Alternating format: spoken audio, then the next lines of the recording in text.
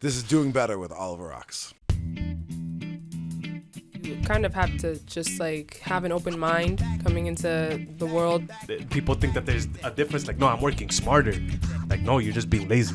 And even if Fox News and MSNBC take different views on a topic, the topics are the same thing on all the channels. So today's topic, we're going to get into a discussion of freedom of speech. Freedom of speech is obviously a relevant topic and one I wanted to tackle early because one of the decisions I made right off the bat when I decided to do this podcast was that the full episodes are going on Rumble because I want to be on a freedom of speech platform. I want to make sure that we can say whatever we want to say. We can be controversial. We can talk about conspiracy theories. You know, all the scary things that will get you in trouble in certain places and are pretty much banned on the mainstream media. I want to be able to go there. Not that I want to live there and stay there and only, I don't want this to be a conspiracy theory podcast. I don't want to be all about we're not trying to push that envelope to push that envelope. We're not trying to be controversial to be controversial. I just want to be able to say what we're thinking and what we're feeling and go wherever the news and the topic takes us and not have to go, oh, wait, don't talk about vaccines. We'll call it the V word. You know, like I want to be able to say whatever. So I figure we should tackle freedom of speech early, and we'll probably come back here. It also ties in because last week we talked a lot about social media. We talked about the different streaming platforms. We talked a lot about TikTok. And there's a very, very big piece of legislation right now, the Restrict Act, which has to do with, it's ostensibly about TikTok, but it's about a whole lot more than TikTok.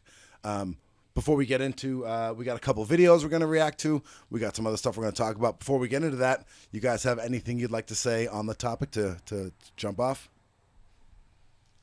Let's get started. All right. So, make sure I'm staying hydrated. So, Hydrate. the first thing on my list, I have a little notebook here. I got my little checklist here. So the first thing I wanted to talk about is we talked a lot last week about the mainstream media and almost like with the assumption that it's not trustworthy and we don't fuck with it. You gonna make it over there, kid? It went down the wrong one. So I want to make sure that I'm explaining where I'm coming from because I don't want to immediately dismiss mainstream media as like, well, this is just bullshit for old people, like whatever, even though that's pretty much what I think. I want to be a little, I want to explain the reason for that. And the number one reason that I am dismissive of mainstream media is because something I learned about years ago, which is Operation Mockingbird. You guys heard of Operation Mockingbird? Sounds like some bullshit. Well, so the operation in front of it gives you the hint that it is a CIA thing. You guys familiar with the Central Intelligence Agency that was born out of the OSS? So the OSS was, I can't remember what it stands for, but World War II, spying was a big part of it with the decoding of the Nazi codes, and the whole spy piece was a big part of World War II. So that started, the OSS was our spy agency. And that morphed in, I believe, the 50s into the CIA. The Central Intelligence Agency is effectively our spy. It's supposed to be a foreign spying agency, so it's not supposed to really have anything to do on U.S. soils, although that's certainly not true. So FBI is supposed to be on American soils. CIA is supposed to be around the world spying, making sure they keep us safe and all that good stuff. The CIA has been involved in sketchy shit from before it was even the CIA. If you look at we'll make a future show about immigration, but the big thing, the immigration debate, like almost every other debate in this country, is fucking moronic.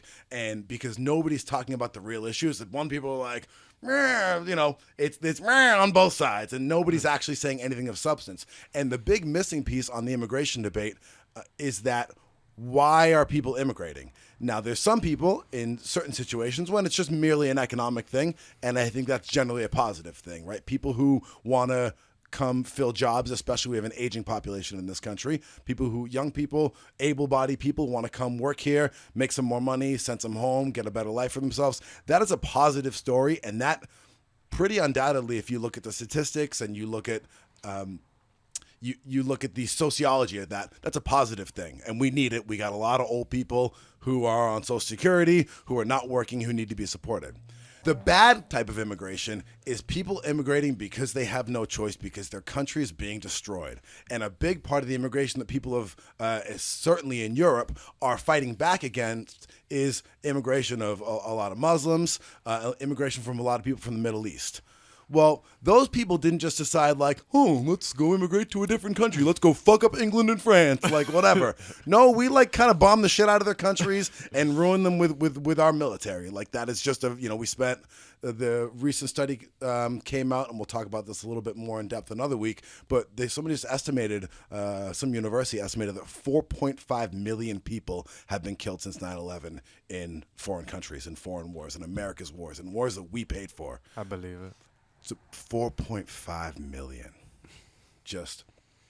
But even before that, there was a lot of immigration coming from South and Central America because our CIA had been there in Guatemala and in Panama and in Nicaragua, and go down the list, El Salvador, killing their presidents because they were not friendly to American fruit companies or American this companies or American that companies. They were any sort of socialist leaning leaders were basically being assassinated by our CIA working for our big corporations. It's a big part of the reason why I was like very much a firm member of the left when I was younger, because of all the CIA bullshit. Anyway, bring it all back. Operation Mockingbird is a CIA operation.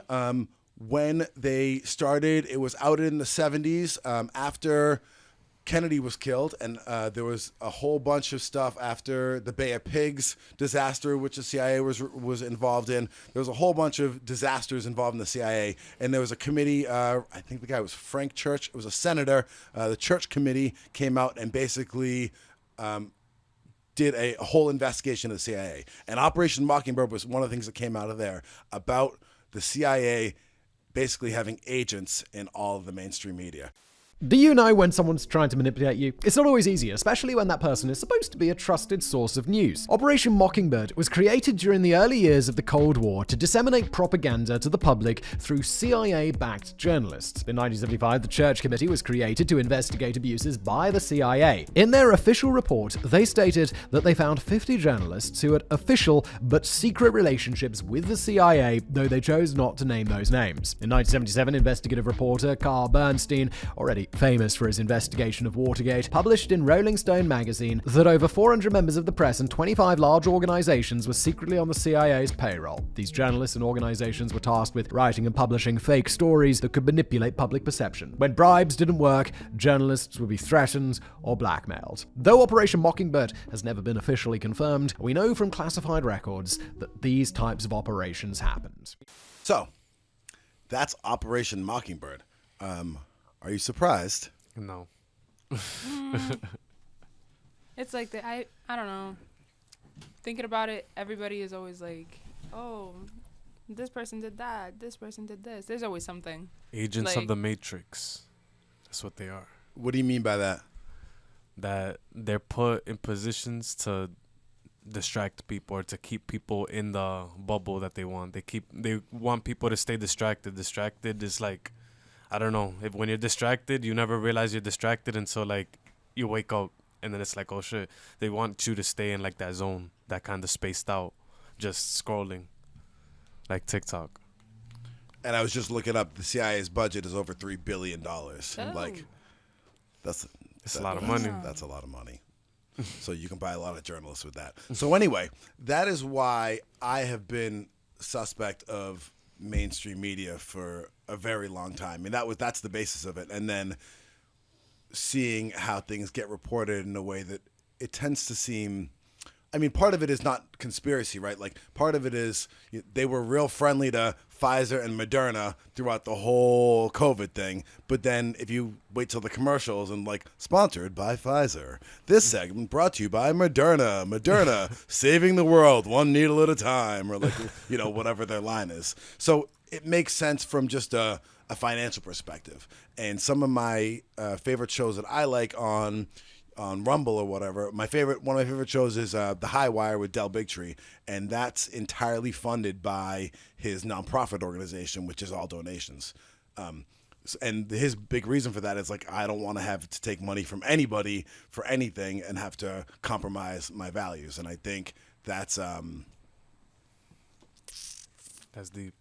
Yeah, and it's going to be something that we're going to abridge. Hopefully, we will have to cross when it comes to funding this podcast in the future. As ideally, I would like to make some money at some point in time to at least, keep the lights on. And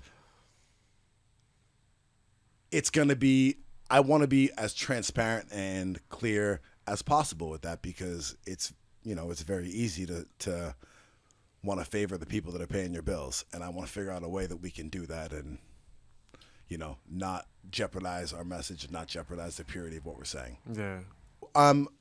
Who, you guys Twitter? Do you guys tweeters? I like Twitter. I don't know Twitter like that. Do you use it? I try to. Okay. I go on there. I don't tweet anything because when I do, it gets nothing because I don't know how to. Twitter's confusing. Oh, to work the algorithm and boost yourself and whatever.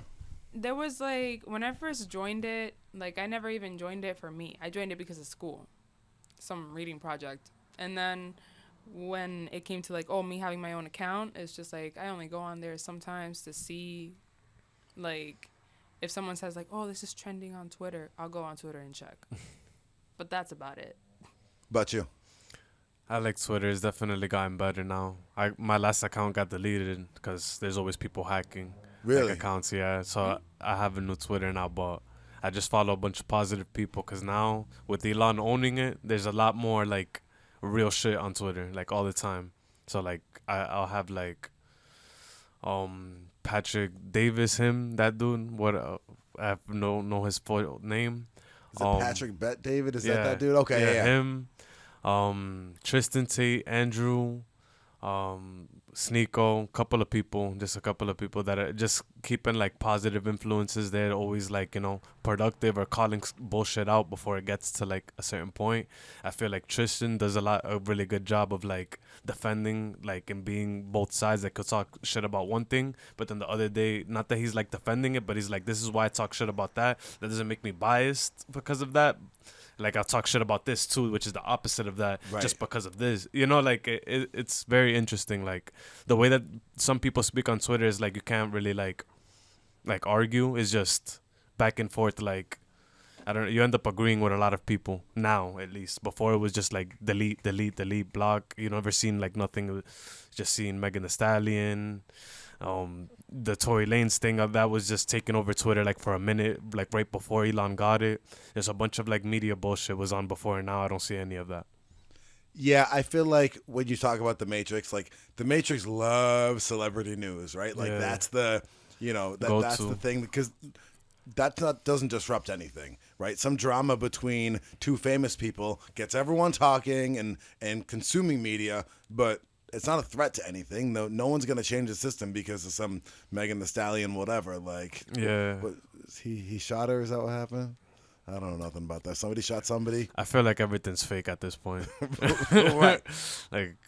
So you made mention of obviously Elon Musk bought Twitter, and that was a big deal. Was that about a year ago now? Yeah. Something like that. So one of the things that happened when Elon Musk bought Twitter is Matt Taibbi is an independent journalist I've been following for years.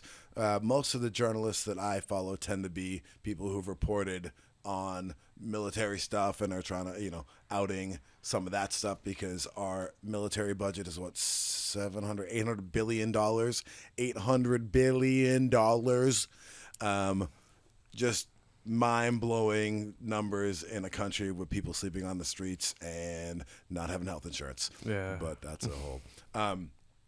So, and a lot of that goes to, we got our local company, Raytheon. We probably know people that work at Raytheon or had internships at Raytheon, and lots of other military companies.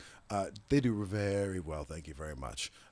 So anyway, I sort of know Matt Taibbi from that world, but one of the things that he's done recently, and he was actually in front of Congress getting attacked by Democrats for the Twitter files. So he came out with a whole series of Elon Musk gave him access to the censorship conversations between the government and Twitter.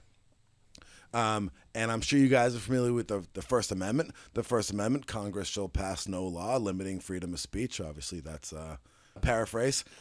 So the government really shouldn't be doing anything. Now, private companies can say, we don't want you saying that. So it's perfectly within Twitter's rights to say, you can't talk about this, you can't talk about that. That's a private company. You don't like it, bring your business somewhere else, have a different platform. But the government should have no part of that. And what Matt Taibbi found was that they absolutely did. And specifically during COVID, the government was all over that narrative. What were you hearing during COVID? Did you hear multiple sides on the vaccine, on where it came from, on masks, or did you feel like there was more like a single message? I feel like they tried to do like a single message for a little bit. And then, like, as time started going, more people started talking, more people started saying things. Someone posted something that got deleted. People will screenshot it and start posting it still, keep moving it. Yeah, I felt like after, like, 6 to 8 months, it was like there was a lot of posts that were like, oh, this is false information. But if you want to see it at your own risk, press this. And, yeah, like, it was just a confusing time, honestly. Like, especially like those couple months, like I just remember like just working, and then like nobody was able to go outside, but I was able to go outside just because I worked for Dunkin' Donuts.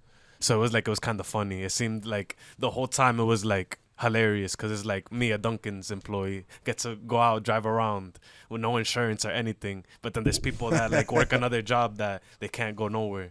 It's funny. So you've been less in the conspiracy space, I feel like, than or the outside the box, fuck the system space than we have been. Like, what was your take on everything? I mean, when it came to like everything with COVID happening, during that time, it was mostly just like people saying how the vaccine's good, how the vaccine's like, you don't know what's in it. Like it takes way longer to make a vaccine. This is like messed up. And then other people saying like, oh no, it's because like we've been more advanced. And I was just confused the whole time. I'm like, I don't know what to do. It took me a while. Actually, I did end up getting the vaccine, but it took me a while. What take it back earlier. So right in the beginning. So like when you're saying, remember like when you weren't allowed to leave, and you had to stay home, and you couldn't be on what was your feeling then? Well, me personally, I was just kind of laughing at the whole situation just because I grew up with like super strict parents. So I never really was able to leave the house in the first place. So then I saw like, oh, COVID, everybody's on lockdown. Everybody's like, oh, I'm so bored. I have to stay home. I'm like, this is like a regular day to me. It was like no change kind of thing. So yeah.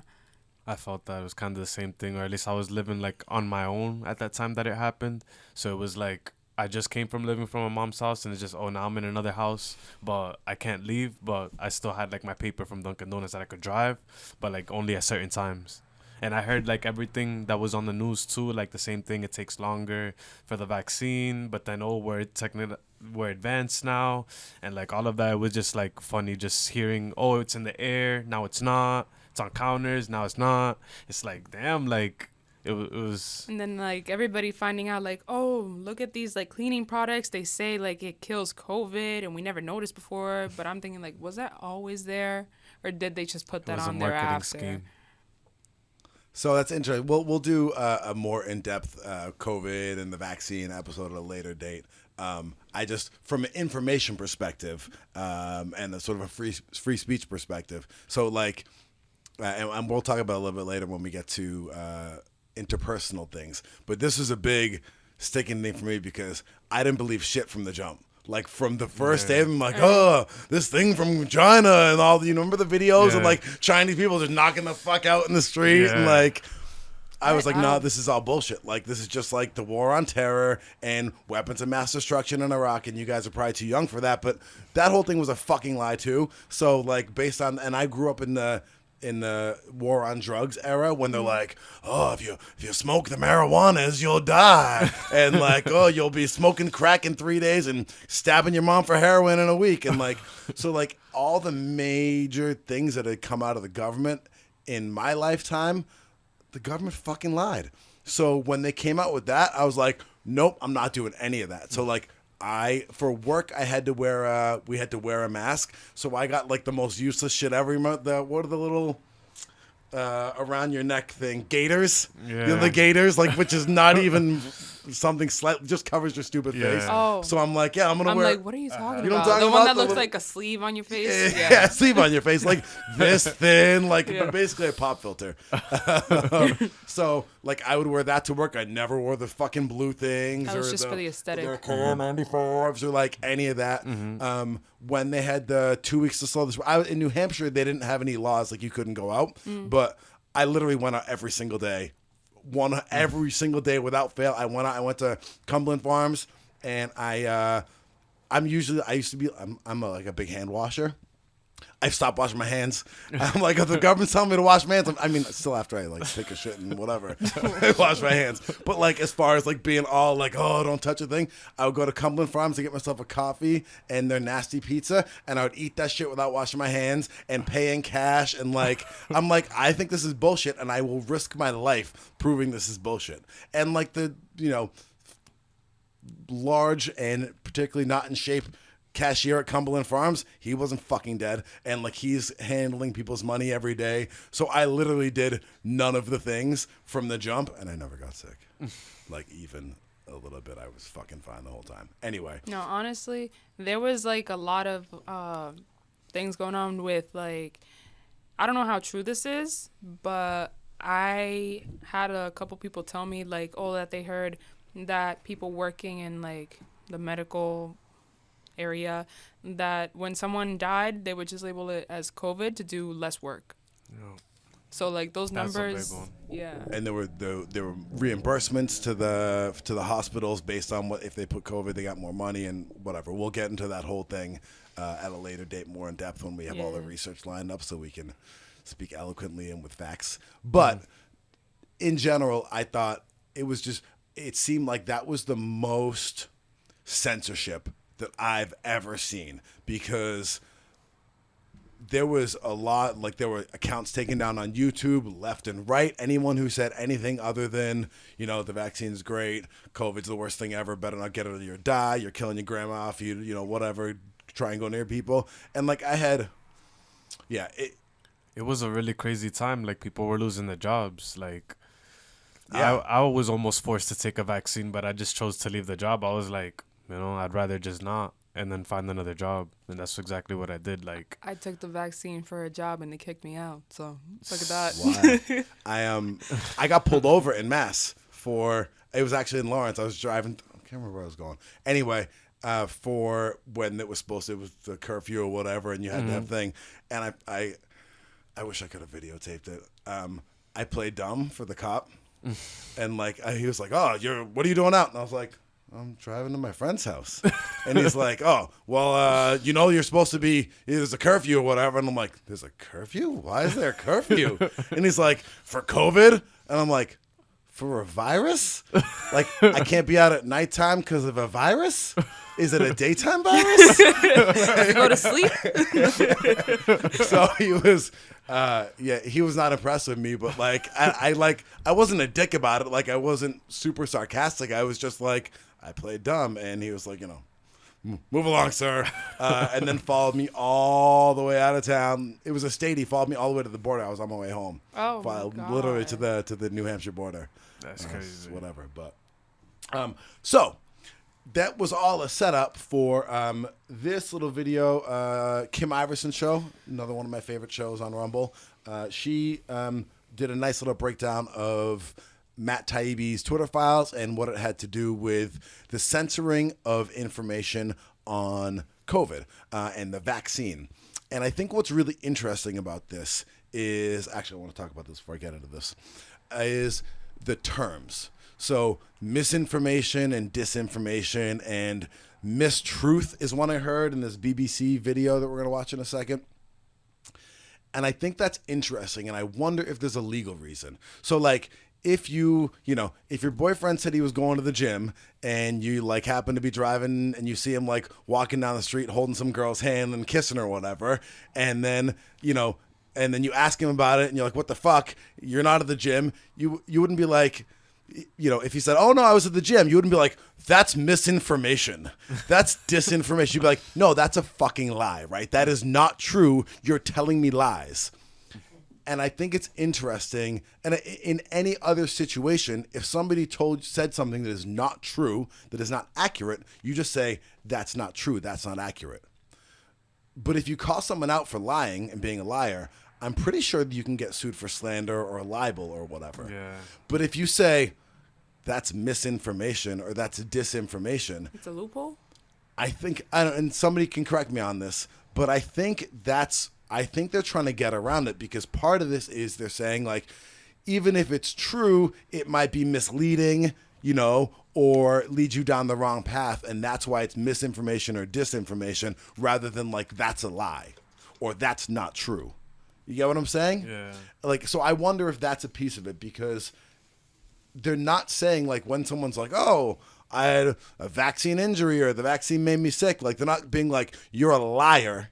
They're saying, oh, that's misinformation. That's disinformation. If you say, oh, COVID came from the lab in Wuhan, they didn't say that's a lie. That's not true. They said that's misinformation, disinformation, whatever, one of these other sort of Orwellian 1984 sounding words.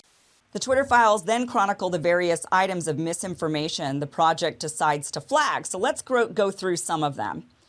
Here's one of the Twitter files: the reports of vaccinated individuals contracting COVID-19 anyway. So they wanted to silence natural immunity, suggesting that COVID-19, or anything that suggested COVID-19 leaked from a lab, or even worrisome jokes, they said, is what they wanted to flag. So that is natural immunity, COVID leaking from a lab, worrisome jokes.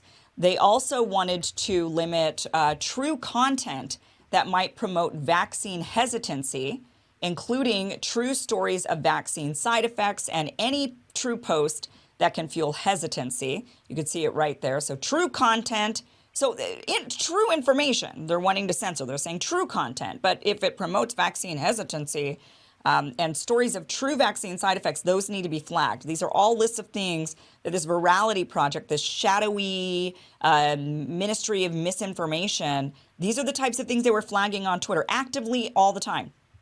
Here's another one. Other true stories that could fuel hesitancy, like celebrity deaths after vaccines, or they said they wanted also false or misleading posts from accounts of well-known offenders like Robert F. Kennedy Jr. They actually say pretty much everything he tweets could be flagged. I thought that was particularly interesting, because they're not saying we need you to censor stuff that's not true. They're literally saying true stories that are going to make people not get the vaccine. We want you to take those off of Twitter. And this is before your boy Elon. That's wild. I like how it says, hi, Twitter team. Like, if they're not telling them, like, yeah, we don't want none of this shit on your page. Yeah, so these are conversations back and forth between this virality project is, again, it's people taking government money with government ties, but it's not directly the government. It's sort of them getting themselves one step removed from it.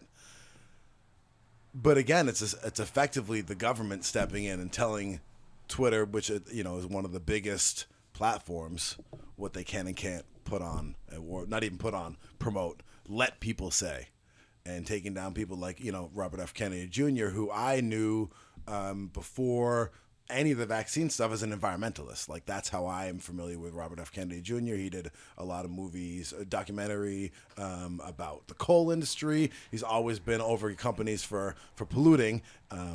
And then when he got into the vaccine space, and he was okay then with the matrix, with the system, but once he got into talking about anything with vaccines, everyone attacked him. They got his family to write an op-ed saying how he's wrong and we love him, but fuck this guy right now, kind of thing. Like, fuck my cousin, like he's no good, like whatever. So it really makes you realize that there's already a pretty active war on our freedom of speech, and it's happening with our tax dollars. You know, with the $3 billion the CIA gets, and then the money the CDC gets, and the FDA gets, and all these people, and they're using it to make sure you don't hear things that are going to make you do something other than their agenda. Yeah, we vote with our dollars now. We don't actually vote anymore. Like, it's kind of crazy.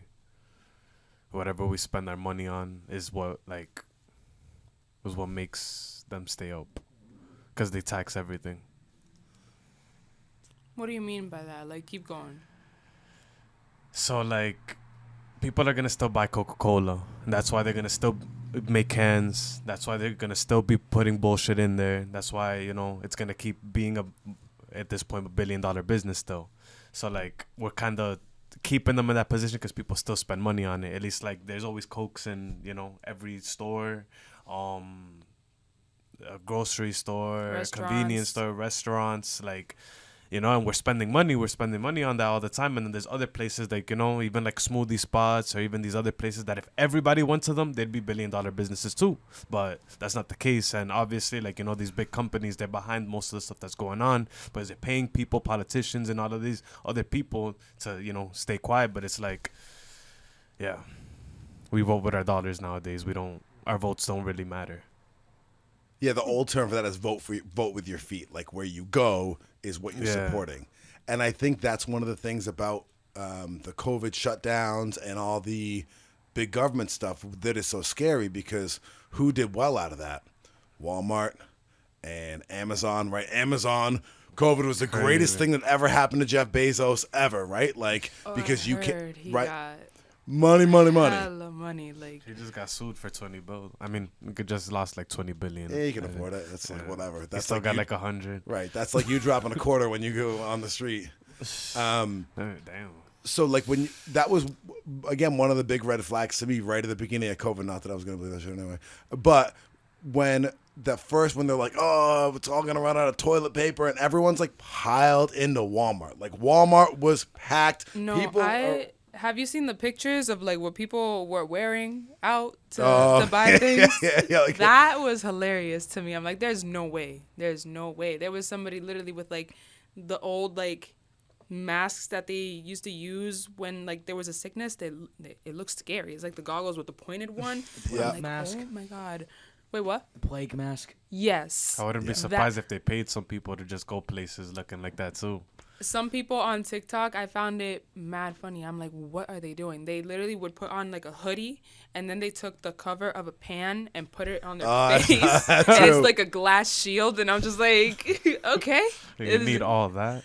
But so, and all that time, they shut down, all the mom and pops shut down, right? All the small businesses that you might want to go and vote with your dollar and say, no, I don't want to support Amazon and Jeff Bezos. I don't want to support Walmart and the Walton family. I don't want to support these big corporations and their pollution and the way they mistreat their workers and fill in the blank. I want to go to my local store. Oh, no, sorry, that's closed. You can't go to your local store. But this is essential, so we're going to keep it open. Exactly. And Oh, yeah. Dunkin' Donuts is essential. Essential. So we're gonna keep it open. Coffee.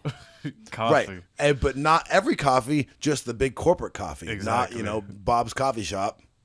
Now you have to close. Right. So I think, to me, that was one of the most scary parts of the whole thing, of all the shutdowns and all the restrictions, was they're taking away our ability to vote with our dollars. And it sucks, because I would much rather support small businesses. But in so many ways, it's so hard to now. It was hard 5 years ago. They're making it like almost impossible now, especially with like making the prices of everything go up. It's like, also the corner stores, the mom and pops, all of them, they have to put their, whatever is left has to put their prices up to keep up with the competitive market and everything. Then it's like the big brands, they stay the same. They probably put it up like $1 or $2 or 30 cents more, but they could afford to do that, rather than them that have to make everything go up like $2, $3. It's crazy. That was one of the, actually, when you talk about that, one of the early strategies of Walmart, why Walmart is everywhere now, is what they would do when they'd move into a new community. They would set their prices so low that they were actually losing money. They literally were losing money having their store open there. Because what that would do, everybody would stop going to all, when I was younger than him, there was all kinds of stores. Like there was a Kmart and there was Ames and there was a whole, just another one of those general Walmart, Kmart type stores. There was, oh man, I'm going to forget all the names of them now. Kmart. But there was a gang of them shits around. There was all kinds of those like mini, Walmart type stores. I went to the general store or whatever. Super centers. I think Yeah, that's exactly. What There they're were all kinds of different stores like that around. And now it's basically Walmart, right? There's like Yeah. Target if you're fancy, but like basically Target. Target. And part of the Walmart strategy was like, we can afford to lose money for 6 months. So we're going to go into this new community. We're going to build the store. We're going to hire all our workers, and we're going to set our prices so low we actually are taking a loss because we make enough money from our 150 other stores, 200 other stores, how many other stores, that we can afford to do that. And we know that in a year from now, none of these, Caldor, that was another one of them, none of these other stores are going to be open anymore because they can't afford to do this. And no one's going to buy $10 socks there when we got $4 socks. And that's how Walmart like conquered that market. And Amazon has sort of done that. Go ahead. I mean, it sucks for like small businesses and stuff, but that's smart. You can't lie. Like that's like It's smart, but then like it's gotten to the point now where they're an essential business when they're really kind of not, and Yeah. like they don't even allow that anymore. Like you can't even, like how you said at that point you couldn't go to like a mom and pop and do all that because they were closed. Like it's smart, that idea, but the point that it's gotten to now, it's scary because they got money in people's pockets. That's like, yeah, like we don't even have to do that anymore. We just starve them, or we just say this, and then everybody has to go over here because you're closed. Yeah, and on the supply That's side of it too, right? Like if you want to open a factory making socks in America with well-paid employees who all make a living wage and you're not going to pollute, Walmart's not buying your expensive-ass socks, right? Like, no, they're going to go to Indonesian factory, a Chinese factory where people make $1 an hour, where they dump all their shit right into the river, and, they make people work 12-hour days, and they don't have proper ventilation or whatever, because Walmart has such a big market share, they can just tell people what to do. So last week we were talking TikTok, and I got a little blurb on the Restrict Act. So this is Tucker Carlson. You guys familiar with Tucker Carlson? no. So Tucker Carlson this is a wild moment to me because Tucker. What happened? You fart? He's just doing this in the camera the whole time. I'm like, what is he doing? My neck. Oh, need a chiropractor again. Back to the chiropractor conversation. Sponsor us, chiropractor, please. Come crack us live. Yo. So, the fact that I'm about to put a Tucker Carlson video on, like if 30-year-old or 25-year-old me was watching this, would be like, what the fuck? Because Tucker Carlson is like Fox News, and I always just thought was just like a right-wing fucking dickhead. Like that was he was pro-Iraq war and was very much, sort of a neocon, like a military, pro-corporate guy who I always just hated. Like I was one of those people on TV that'd be like, don't even show me Tucker Carlson. It's just going to make me mad. And a lot of people on Fox News is Sean Hannity and whatever. Fuck you. Like there's a lot of those people. Like I'm not with those people.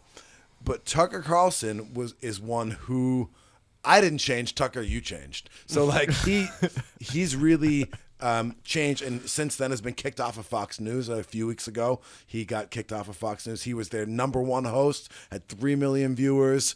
Was killing it on Fox News, and he's now saying he's been one of the biggest voices against the Ukraine war. He was one of the biggest voices against a lot of the COVID restrictions, and he's been basically he's been kicked out of the mainstream. So he's now in sort of team independent media. He's supposedly going to be going on Twitter. Elon, I guess, and him were talking. I don't know if they've confirmed any of that, but supposedly he's getting a Twitter show. I'm going to have to get on Twitter because I feel like I'm missing out so much, and I'm just like listening in, and I'm like, I don't know anything that's going on right now. I'm just getting back into Twitter, honestly. So I was on it years ago, and then it got whack because everything was getting taken down. I was like, I'm not trying to like deal with this. I want to be able to say wild shit and not have people, flag me for misinformation. So I've been off there for a while, and I just got back on less than a year ago. Actually, it was after Elon took over and was like, yeah, we're going to have free speech. Although it looks like that's in jeopardy because the woman he's got coming in as a CEO is a World Economic Forum. No, it wasn't. That whole situation was just temporary freedom of speech. Like, it's gonna be gone again. It's, we get those little moments like Rumble. It's good, but definitely, like, I want to say, like, 3-4 years down the line, maybe get bought out by somebody, something mysteriously happens, whatever, like, gone. So it's always gonna keep moving. Like, it's always, I feel like it's also like, and then something else will come up. Yeah, kind of like a marketing scheme. If you look at it, like, yeah, everybody get back on Twitter. It's free. You can say whatever you want, and then this passes, that passes, then it's the same exact app that it was like a year ago. Yeah, but with more people. Yeah, exactly. So the Restrict Act is being spoken of like it's the TikTok, because TikTok is owned by the Chinese and the Chinese are going to take all our information and whatever. It seems like, I don't know, as someone who is generally pro-peace, and not that I'm anti-military or people who are in the military. I think there's lots of wonderful people who have been in the military. I have some good friends who are in the military. But generally, the people calling the shots at the top are dirty money-grubbing bastards who don't give a fuck and have killed a lot of people. So it's weird now because, the Democrats, the supposed left, are all like, Russia, Putin, let's go to war over there. And the Republicans are actually like, no, we shouldn't go to war, which is wild to me because they've always, in my mind, been the war party. Although if you talk about China, Republicans are like, China. So they want to go to war there. Anyway, the Restrict Act is being pushed through as this anti-TikTok thing because TikTok is stealing our information, and we only want American companies stealing our information, not Chinese companies. So the Tucker does a nice little rundown on the Restrict Act. So one of the bills that would ban TikTok is being pushed, as we said, by senators in both parties. It's called the Restrict Act. Mark Warner of Virginia and John Thune of South Dakota, Democrat and Republican, introduced this legislation. Now, the bill is ostensibly about protecting American national security and ending, quote, foreign adversaries from interfering in our elections through apps like TikTok. Because, of course, election interference by Twitter and Facebook is no problem at all. But election interference from TikTok is totally unacceptable. Okay. But in reality, and you should know this if you're opposed to TikTok, as we are, this bill isn't really about banning TikTok. It's never about what they say it is. Instead, this bill would give enormous and terrifying new powers to the federal government to punish American citizens and regulate how they communicate with one another. For example, the bill would regulate, quote, certain transactions between persons in the United States and foreign adversaries. Now, what's a foreign adversary and who gets to decide? Oh, well, the Secretary of Commerce and the DNI, not the Congress, get to decide what foreign adversaries are. Well, that ought to trip a switch in your brain. And then the transactions with foreign adversaries would include, quote, any acquisition, importation, transfer, installation, dealing in, or use of any information and communications technology product or service, including ongoing activities such as mandated services, data transmission, software updates, repairs, or the provision of data hosting services. Well, that's pretty broad. Under this bill, if you engage in any of that with a so-called foreign adversary, as determined by, in this case, the Biden administration, that would allow the Secretary of Commerce, Gina Raimondo, and the Director of National Intelligence, Avril Haines, to decide whether you're acting in the, quote, interest of a foreign adversary. Again, that's another term that the executive branch, the Secretary of Commerce, gets to define without the interference of Congress. So if the Biden administration decides that you're doing this, then the Secretary of Commerce can then enforce, quote, any mitigation measure to address any risk arising from any covered transaction with any person or with respect to any property subject to the jurisdiction of the United States. These covered transactions can involve, quote, current, past, or potential future transactions. And the mitigation measures include, but are not limited to, throwing American citizens in prison for 20 years. Think about that for a minute. So you would be allowing the executive branch, the Biden administration, to regulate speech on the internet. And if you are somehow involved with a, quote, foreign adversary, or let's say you oppose the war against Russia, you go to prison for 20 years. What they're saying is that if this Restrict Act passes and they can in any way tie what you're saying to being some foreign adversary, that anything you do, and one of the big things was if you go on a VPN, use a VPN to access something they don't want you to access. Let's say they ban TikTok and you're like, fuck this, I want to use TikTok, I'm going to use a VPN to go on TikTok. They can throw you in jail for doing that. That's insane. And I think now, a lot of people who are on the left or Democrats, I hate to even say the left because that seems whatever, fake, but people who support Biden might say, well, that's good because I like Biden and he's gonna whatever. But what if Trump gets elected? Right? Are you gonna want Trump to be able to put you in jail for going to some website he doesn't want you going to? It's like, why don't they want you to go onto that? What do you mean? Because that's like what we talked about like last week. It's like you go on Instagram, search up like what was happening in Paris. It's like, oh, just influencer pictures where everything looks nice, peaceful, like, oh my god, come here, like tourist location. Go on TikTok and it's people protesting. So it's just, that just sounds like they're just trying to control what people see, because they've noticed that whatever they see online, when it's not like mainstream media, it really does like affect how society reacts and acts to certain things going on. It goes against whatever they want. Yeah, and I think you saw that a lot, even though TikTok was pretty active in taking stuff down and COVID stuff down, it still got out there. There's still a lot of stories. Even if it was out there for like a few, it'll get duetted, and then just because the original creator like got it taken down, like there's still a duets that are out there, like a Stitch, whatever. A screenshot, like, screen recording, anything. Yeah. Same thing with Ukraine content. When people are putting things out that went against the war in Ukraine, same thing. That stuff moves. People communicate. People understand that.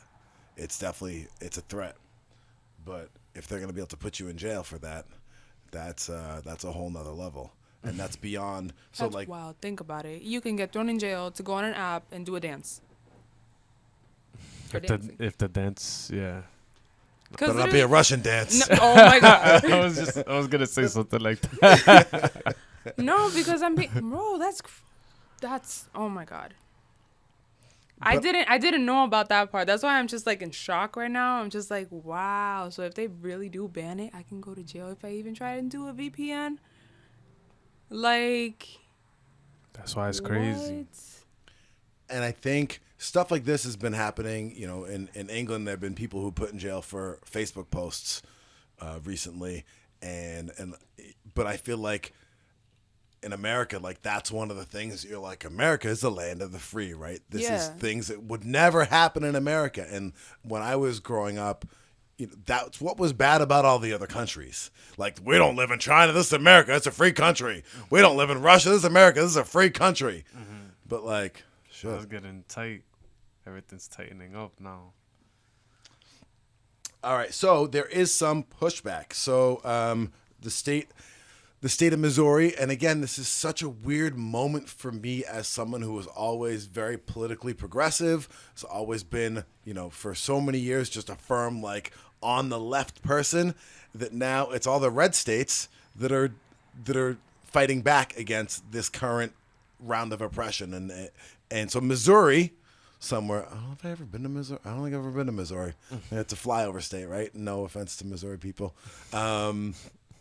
Missouri is fighting back. They're actually suing the Biden administration. This BBC had a bit that's British Broadcasting Corporation. It's like the NPR of England, except it's much bigger. So it's publicly funded media. Elon got pissed people off because he called NPR and BBC state-sponsored media. So like, which is something that we used to always say, like, China, state-sponsored media, like talking shit about them and not having freedom. Mm-hmm. So when Elon Musk called them state-sponsored media, that pissed a lot of people off on the supposed left. But she used the word mistruth, which is like another, I'd heard misinformation and disinformation, but mistruth is just like a whole nother level. Yeah. So this BBC Verify is this new project they're launching, which is basically like a fact checker straight out of the BBC. And the fact checkers, if you look into them, they want to come off like they're independent, right? Like we're just a bunch of nerds sitting in libraries, like making sure you're telling the truth.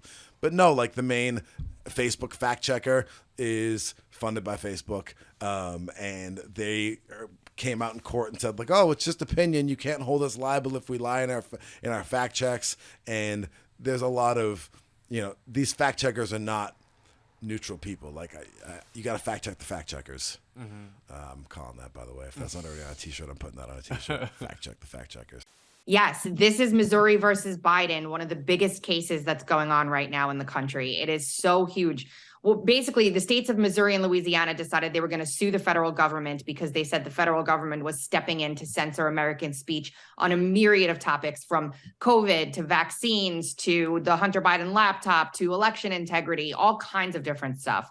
They stepped in. They asked the judge if he could file a temporary injunction to stop the government agencies from discussing this stuff any longer with the social media companies like Twitter, Facebook, Google, all of them.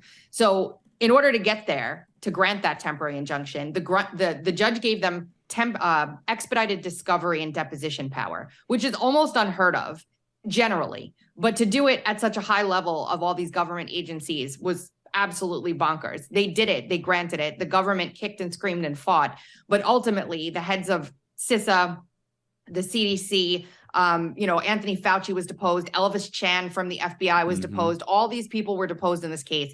And today we're getting the filing finally from the states of Missouri, Louisiana, and various plaintiffs to make the case for that temporary injunction.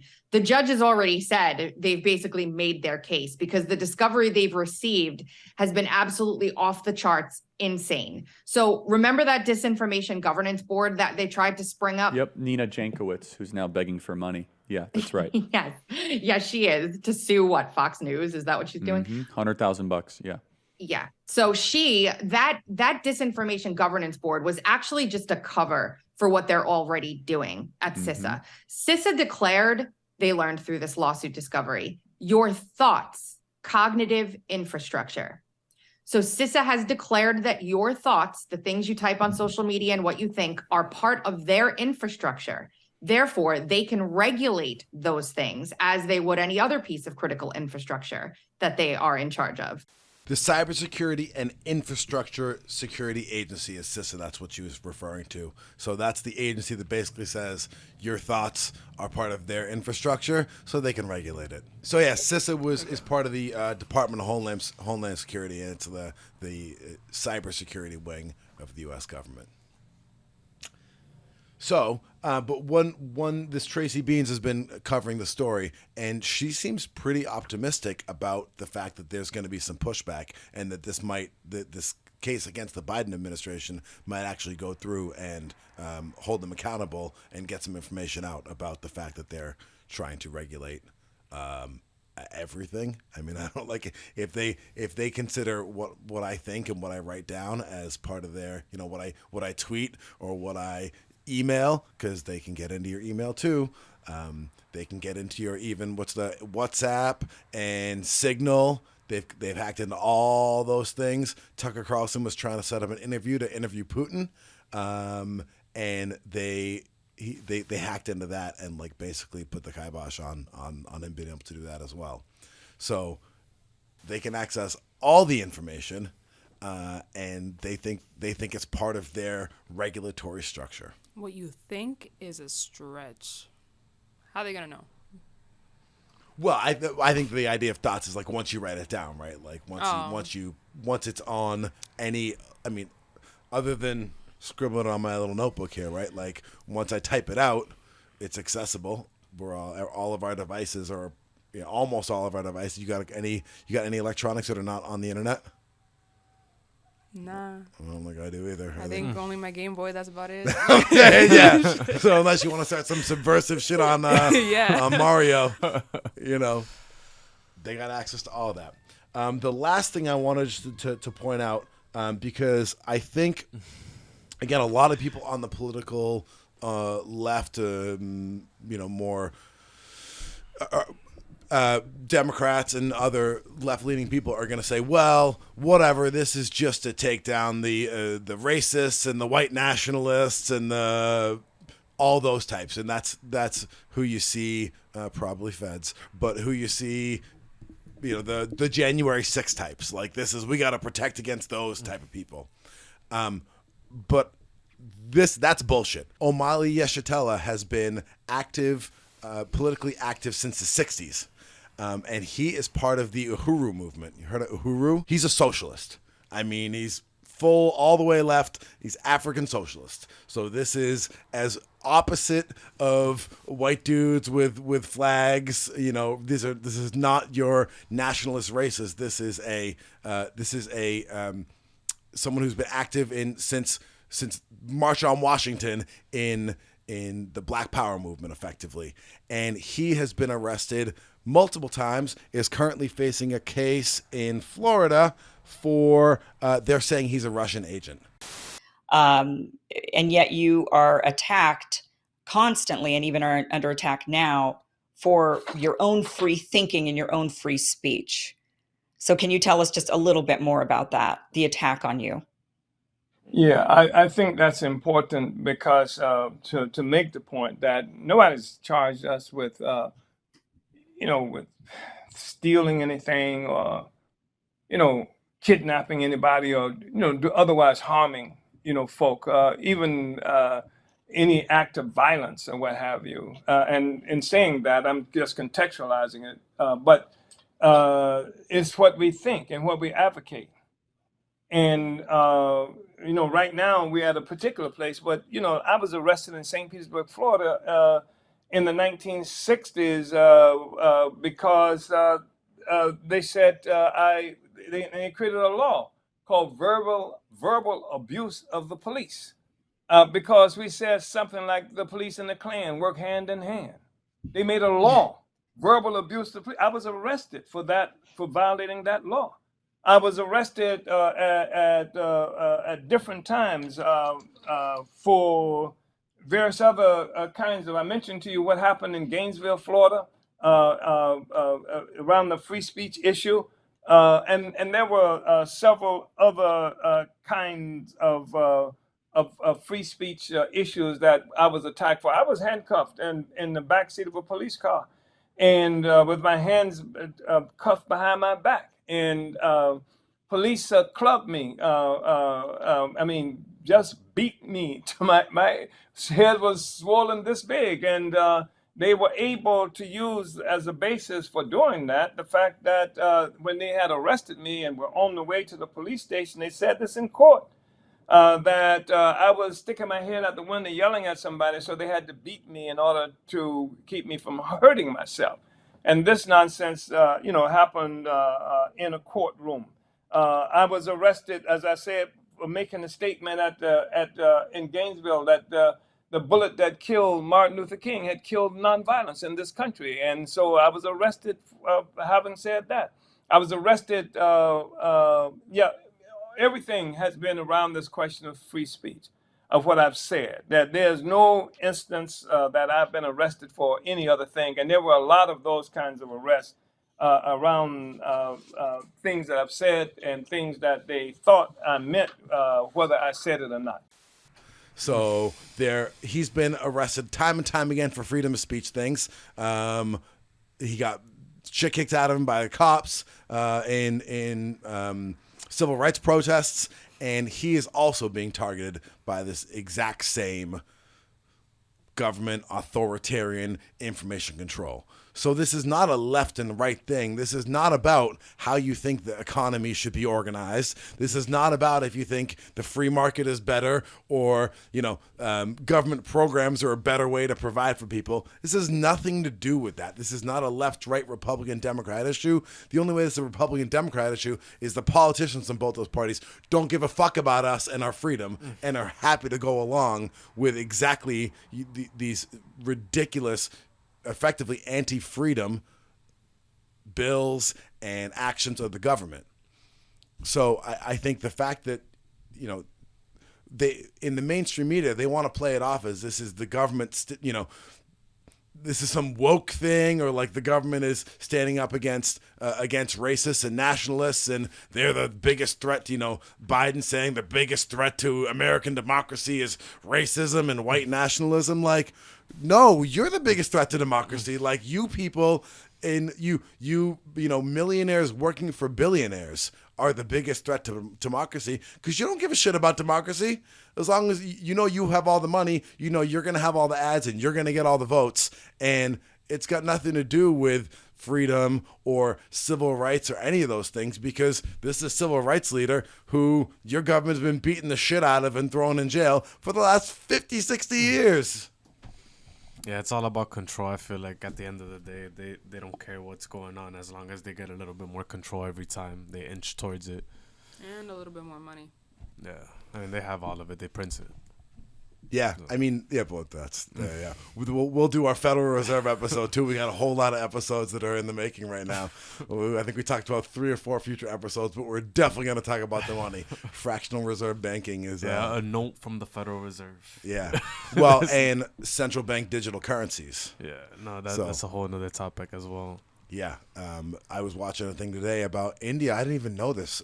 India they wiped out their 2 most popular bills.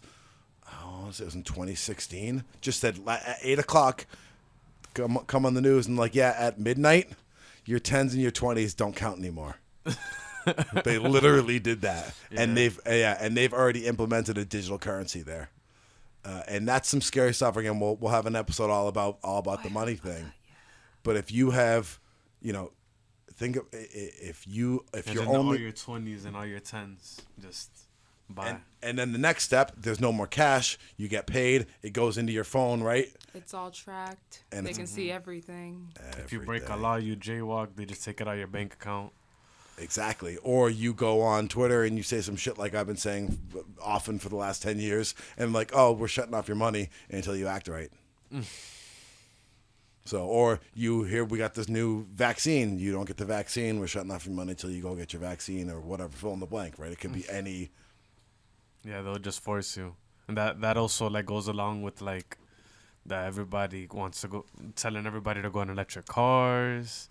What else? Social media paying for badges now.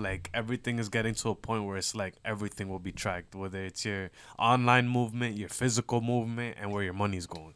Anything else we want to talk about on this freedom of speech, the attack on it, censorship? Yeah, I mean, I just want to make one comment. It's along the lines, but it's kind of funny. Just Family Guy. There's a the recent one. It's freaking hilarious. I feel like they're trying to get to the point where they got in the last episode, which is basically so Meg went to to Russia, and she found the man over there, whatever. I saw and that. yeah. And whatever, he was cheating on her, something happened, and then every time he posted something on social media or whatever, the Russian police would know, and they would go and fuck you up or lock you up, and she was just sending a whole bunch of random stupid things oh fuck Putin, this whatever in the third, and got her boyfriend jumped hundreds of times, just arrested, and a whole bunch of things. The food thing. Yeah, I feel everything's just getting to kind of it was a joke, but it's kind of just giving us a glimpse of that could come over here now, because they were just posting on Twitter, and the Russian police would just pull up to their house and stuff, and it was. Oh, next thing you know, if it happens, they're gonna be like, "Oh my God, Family Guy predicted it." I mean, hey, they're trying to warn us. But there were more people arrested for social media posts. It was 10 times more in England than there were in Russia. So it's not it's already getting implemented. Yeah. In everywhere else. Ever since 5th grade, and they taught us electronic footprint, whatever you say online stays online, whatever. I have been so scared to say whatever I want online. I swear. It's because I'm what if it gets brought up years later? What if I'm oh, I'm successful, whatever, doing what I want to do with my life, and then they're oh, she said this in this year, this and that. As if people don't change over time too, but it's just it's wild that could get brought up again. Yeah. We live in an interesting age that kind of stuff happens. All the time. Yeah, I've been seeing a couple of different shows that's kind of everybody has those little moments that they laugh at a joke a little bit too hard, or, you know, they say something that they shouldn't have said, but nobody heard them, so it's okay. But then one person gets recorded doing it, and then that person's like the devil. But then it's like everybody's guilty at that at one point or another, like saying something they shouldn't have, laughing a little bit too hard, making a joke, or, you know, flat out being a bully at one point, and then just being a sweetheart like 2-3 years later because of XYZ circumstances. But nobody sees all of that in a 5-second clip of you saying this, or somebody saying this is the worst person because of this. And there's no, like you're saying, there's no understanding that we're all flawed, we're all growing, we're all trying to do better. Doing better. We're all trying to do better. Well, not all of us, but good people are trying to do better and improve themselves. And I would hope that I would look back on something that from 10 years ago and be like, man, I was stupid then. Because if you don't say you were stupid then you're exactly the same now. You're supposed and to you grow. didn't fucking learn anything. Yeah, you're right? supposed to grow. But this is a nice segue. So what I wanted to bring this back to or relate it to is, so obviously freedom of speech is absolutely paramount in a with regard to the government, with regard to being able to be who you want and say what you want and express your opinions and your politics and distrust of the government, push back against the government, push back against corporations, all those things. It's a little bit different in our personal arenas. So for me, I have a really tough time figuring out how much of my views, my opinions, my politics I should share with the people close to me. I have, from years of being a musician, from years of teaching and getting good relationships with teachers and former students, I got a lot of people on Facebook. I have well over 1,000 Facebook friends. I have a fairly large, not large reach in any meaningful way, but just from my personal life, I've known a lot of people. I've made contacts with a lot of people. And I pissed a lot of those people off. And especially in the last few years, because I'm on record in 2019 being very anti the COVID narrative. No matter what president you like, I fucking said some shit about that president and how I do not like them because I don't like any presidents. Literally, there's not a president that's been alive in my lifetime that I think is not a war criminal.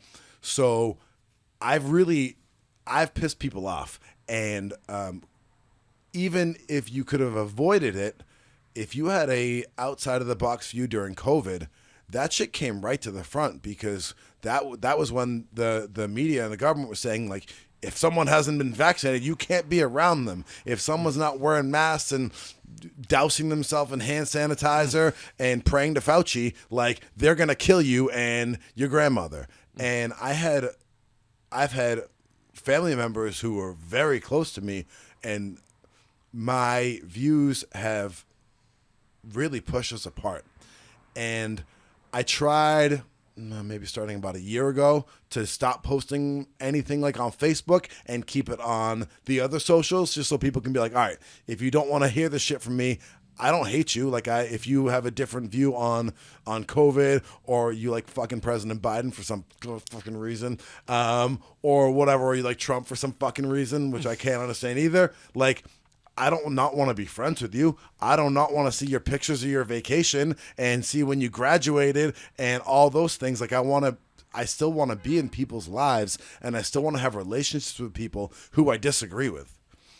Because there's nobody I 100% agree with, right? If we're gonna go through every single issue that matters to you, there's literally 0 people in the world that I'm gonna agree every single thing down the line, and I want to be able to maintain relationships, but I also want to be able to get my voice out there and speak my truth. Oh, that's a gross thing. I can't believe I said speak my truth. You know what I mean? Like, I still want to be able to say my piece. Hey, I got a simple solution. Just 2 Facebooks. Just make I'm one. good. Just make one that you do one thing on, and then you make another one that you do another thing on, or like 2 socials. And it's probably not healthy, like, you know, suppressing, you know, and having 2 things to worry about. But like, personally, like during COVID too, like with the vaccines, how you're saying that your views just kind of like separated people. Like, everybody in my family that I have around here got vaccinated, and I'm like, I don't say nothing. I don't, like, you know, I don't mention it. I try not to bring that conversation up because it's like everybody in the household is vaccinated and stressing about vaccinations. I'm not vaccinated, and I'm in the house just hi, like hugging people, kissing people on the cheek, like, you know, being around my little siblings. And like, I'd rather just not talk about like, yeah, that, you know, I think that that's bullshit, just to like not, you know, make anybody feel bad or like any, you know, just to personally like, I don't know. Like, I definitely get what you mean. Like, you know, what you should do. Personally, what I do is I keep like my personal views where like my personal life kind of separate, just because like some people just don't understand it. At least my little siblings, they don't get it. They're just, you know, listening to their mom. When they get older, I'll explain to them like, this is why I do this is why I do that, this is why I do that. But, you know, it just depends on the timing, you know. Just social media, you kind of just want to post things whenever you feel it at that moment, but then some people aren't ready to hear it at that point. They're just kind of like in the brainwash, and then they kind of feel some type of way. You just feel the energy, like kind of they want to stay away from you, or they just not want to talk to you. And it's kind of like, yeah, it's all things to just kind of divide us. And I feel strong. Like I'm not a, you know, I go hard on everything. You know, like it's just my personality. Yeah. So one thing I know I have to do better is with my language when I get worked up. I don't mean language, fucking shit language. I just mean like not calling names and not being like, are you fucking idiots serious about this shit right now? How can you fucking believe this? Like whatever. Like, and that's tend to be like, obviously type in or whatever. Like, I go hard with that stuff, and I need to. One thing I've definitely done wrong and offended people, and I'm sorry. I need to do better. But one thing I know I've done is use speaking in a way or typing in a way or communicating in a way that is more judgmental and more angry than is ever going to be productive. So like that's one thing I know I can do better. But I don't also know that I want to never say anything ever. And maybe, of course, I need to tone it down's the wrong word because I don't want to take the edge off or the emotion away from it a little bit. I don't know. You come from an interesting background with regard to strictness in your family and everything. How does this work in your life? So like in regards to like the whole vaccine thing, I remember since like I said, like I got it like a little later on. My mom and I both got it like a little later on. She had to get it because of her job too. But like I remember our family was just like, oh, just get it. Why aren't you getting it? My mom didn't want to. She just didn't want to. And I'm like, if my mom doesn't want to, I'm gonna trust her because it's like she's been taking care of me my whole life type thing. Like she probably knows something I don't. I'm gonna be like, okay, if I don't need it, I'll be fine. It's not like I've been like getting every single flu vaccine that comes out either. So I'm just like, what was the difference with that one? But like my family, I saw like a different side to them kind of. And I'm not saying like I'm not putting nobody down type of thing, but it was just like weird to see how they acted just because I didn't get a shot. What about so obviously COVID is a very recent and powerful one because it affected everybody. Yeah. But what about other things, your opinions, like your freedom of speech in with your family and friends in general? So like it just depends on the friend and depends on the family member. I talk about certain things with certain people, and then with others it's just like mostly superficial.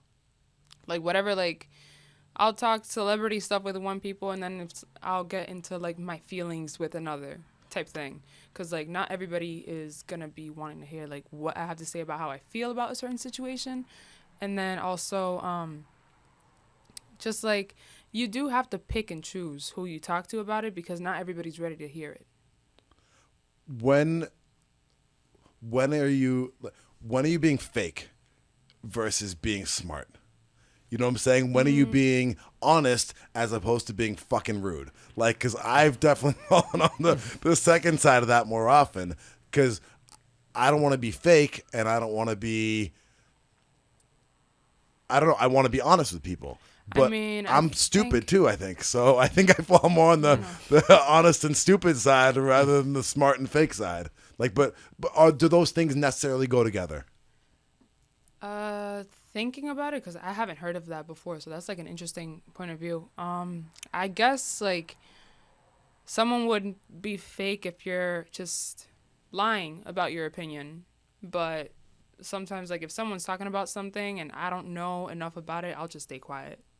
Because, like, if I don't know anything, I'm not going to say anything. That, to me, that's not, like, being fake. That's just, like, me, like, okay, I'm just going to keep to myself until I know more. But what if you do know? If I do know more and, like, don't say anything, you mean? Yeah.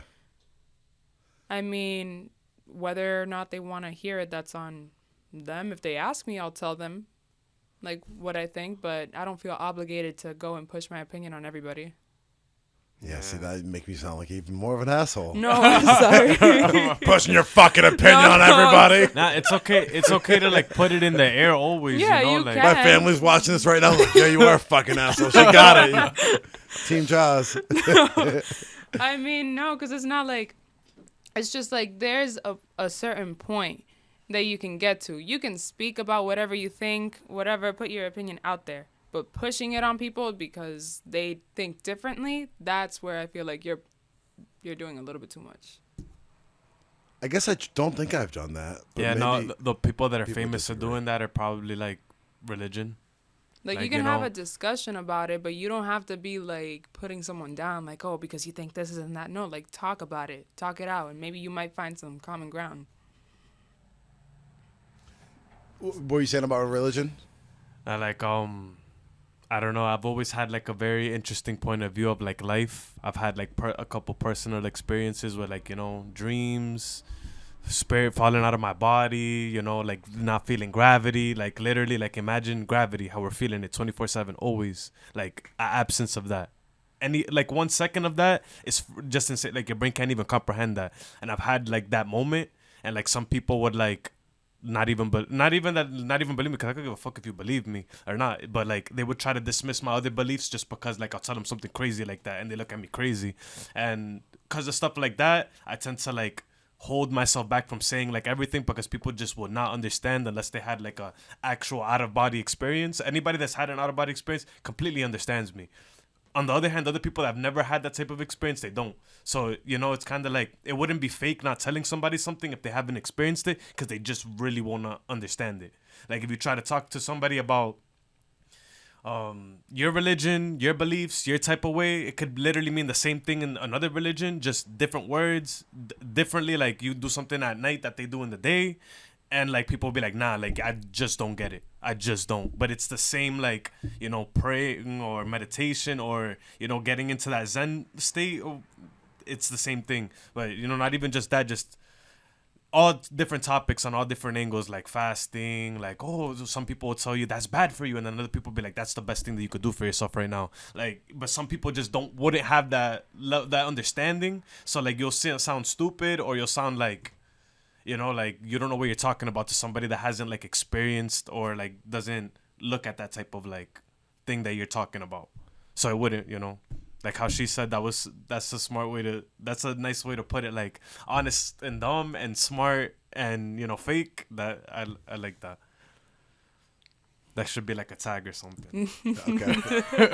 We'll have to put a spirituality and religion show together at some point in time too. That'll be an interesting one. It's the same shit. Because No, I'm just thinking, it's like if anybody I know watches it, they're just gonna be like, oh, why do you think that? Whatever. You know, those are the things that I usually keep to myself. Yeah. we don't have to bare our souls. Yeah. We can just I'll discuss give a little different... crumb. I'll give a crumb. That's about it. Yeah. This week we have a great guest, the owner of the spot that we're in right now. This is Be Imagine Music Studios, and my good friend Ben is the owner of Be Imagine. He has been teaching lessons out of here. He has been organizing youth bands, kids who are just learning their instruments or just getting good at their instruments, to play together. He puts on shows. He's been at the Topsfield Fair year after year, right out here in Haverhill. He gets kids performing in front of groups. Great place to get lessons. And so we're going to learn about him and his journey, how he ended up running Be Imagine Music. So that's a great interview coming up. This is Oliver Ox from the Doing Better Show, joined by my good friend, Benjamin Goldbaum, who is the owner and creator and originator of Be Imagine Music. And that's actually where we're at today and where we've been recording our show so far. He's been gracious enough to open his doors to the podcast. and is yet again creating. So It's good to have you, my friend. Yeah, absolutely. Thank you very much. And the purple in the background is how you can tell we're at Be Imagine. That's that Be Imagine color. Blue and purple, yeah, lately. Okay. I like it. I like it. And all the records. I mean, the camera's only catching a small fraction of the wonder and joy that is Be Imagine. Absolutely. Let's talk about Be Imagine, because it's such a big deal, to be honest, in Haverhill and in the music scene. And for me, as someone who's been doing music in Haverhill for a long time now, you're such a center of Haverhill music and Haverhill culture. So I guess let's start from the beginning. Where did Be Imagine come from? Yeah, it's probably too long of a story to tell, but if you're ready, I'll take the medium to long version, please. Yeah, sure. Be Imagine began. By the time I was like 5 years old, I had a record collection, a pretty decent little record collection. Yeah, and I had gone through 3 record players by then that I broke, and that was on my being third. 5. Yeah, so and a nice little collection of records, and just always loved listening to music, but it was so strange that it wasn't until I was 12 that I actually started to play some music. I started to play guitar. The way it came about was a friend, pretty much my best friend that lives in Boston, said to me, a friend of ours is going to sell you his guitar for $15 and you're going to buy it. And I was like, okay. Didn't even, although, I can't believe that I didn't start playing before age 12, and I was such a avid music collector and listening and collecting cassettes and vinyl still, but yeah, so started to play a bit, and then I wanted to always work on music as much as I could, and I took some lessons actually at Haverhill Music Center, which is that's where I started teaching many years later, and I hated it when I was there. Really? When you're taking lessons? Hated it. Yes, that was terrible. Well, it's only because the connection didn't work well with the teacher, which is such the huge thing. Absolutely. He was a good player, but it just had such a strange vibe that I wasn't hip to, and so I was like, forget you. I'm just going to keep teaching myself. Although my dad was one of my first teachers. I don't know if I've told you that before, too. No, okay. Yeah, because my dad's a great player, plays folk style finger picking. I don't know if I ever showed you, but if you look at the poster for the Woodstock movie, you could see my mom and dad they were in the front crowd there. That's wild. Yeah. So I just started playing and was in a punk band in my teen years. That I was writing the music for, and was fairly out of tune. Because we didn't have tuners then, and I wasn't the best at tuning. No one had really explained it to me the best. But that's probably how punk should have sounded. Right. Although, to tell you, I have a VHS of us playing when I'm like 15 or 16, and after 3 songs, you just can't watch it anymore. It's so out of tune. It's like, I can't stand it. I should put auto-tune on it and remix it, But, and again, I mean, Be Imagine really is myself. My name is Benjamin, and so I made this play on my name to create the studio, but the origin comes from me being interested in music and then playing, and then little by little starting to teach. When I went to college, I was a math nerd, so I thought I would major in environmental science or something, but my parents specifically told me, we don't think you should major in music because you'll never make a living in it. And yeah, for the last 20 plus years, I haven't made a dime doing anything but music, and so I proved them wrong. I mean, maybe they thought they were protecting me by saying not to, but then again, it's probably not the best thing. You got to let people do what they're going to do. Right. And so I got my degree in English instead, and which I always describe it that that's how I got my award-winning personality. Well, I mean, you're clearly a man of multi-talents, right? Being a math nerd, then Yes. degree in English instead of the music that you're into, right? Yeah, exactly, yeah. Well, and then the connection, I feel like English kind of socialized me studying English, you know, and but also kept me open to more creativity, and kept my foot back in that creative side of things for lyric writing later and all that kind of thing. But then getting out of college, I just wanted to start playing more, and so I started teaching in Haverhill Music, where I would just come in and hang out sometimes, and they finally said, well, why don't we let you try teaching? And but as soon as I started to have to teach to read music, I was screwed. And I was like, oh, no, I'm actually terrible at this. And so I immediately started taking lessons from George Fortunato that taught there. And I've heard you mention his name so many times. Unbelievable player. He's a ripping player, one of these just like shredders, you know, that like me, I don't think I really have it in my fingers to be a shredder, or in my heart necessarily. Okay. You know, it's not necessarily my interest, but thank God, because physically I can't do it anyways. You know, but he's a shredder, just like, so tell me about, so like for Haverhill Music, when I was growing up, was such a landmark, you know, in addition to to what it was doing, just the site of Haverhill Music. I mean, when you drive downtown Haverhill, right, like it was right there. Absolutely. What happened with Haverhill Music? Yeah, I mean, like, as I got going teaching there, for me, I thrived, and I after not too long of a time, you know, 10 or so years, I became like the top teacher there that had the most students. Which, before we get there, though, of course, you know, me taking lessons with George, I like studied intensively for a couple years to get my reading chops up and my knowledge of music up and all that kind of thing to keep teaching better. But yeah, so then got going with teaching. Ended up being a full-time teacher after a little while. Kind of like had even more students than my teacher did. Wow. And I think one of the things that happened with Haverhill Music is it's just a plumb business mistake, you know, meaning that like when you're trying to figure out how to keep making a living in the music industry, and what their focus was focusing on like sheet music and keeping an incredible catalog of sheet music, actually, but I remember that, actually. The wrong place to put your money into or whatever, you know what I mean? Because you could just get it online after a while. Right. Not only order it online, but just have it on your, like I prefer to have it just on my iPad now rather than printing, because screw Staples. I don't want to spend any money there. Easier to swipe than to turn the page, right? Oh, it's beautiful. Yeah, right. Yeah, it's pretty good.